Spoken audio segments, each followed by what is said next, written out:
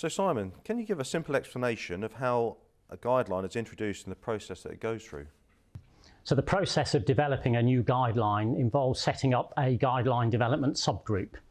On that group we include subject expert matters, ideally with experience in pre-hospital care.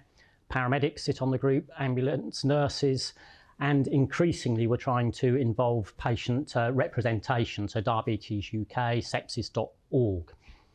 The group will then set up and work out the aim of the guideline, and on the back of that they will create a search in order to search the literature for all the current guidelines and any recent research involving in that.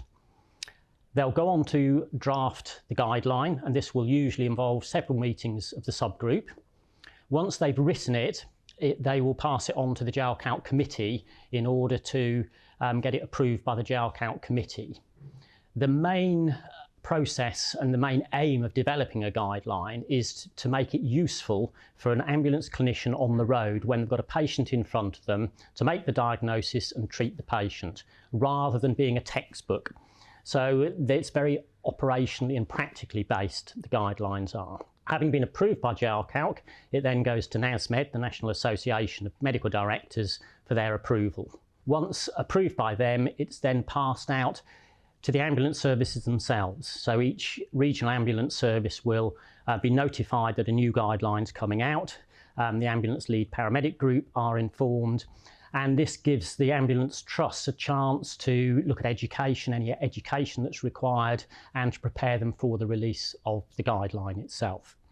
When choosing a new guideline, this can come from several sources. NASMED may say we need a new guideline. The ambulance lead paramedic group may say we need a guideline on this or that.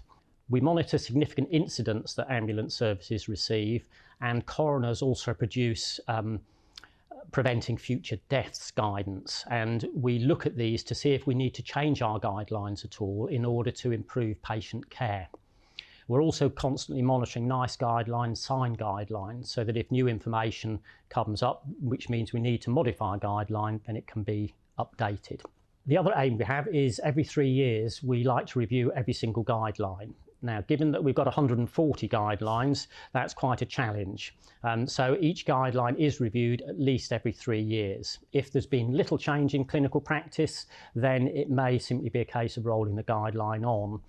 But usually clinical practice has varied to a degree, so there are some updates involved. Great, thank you.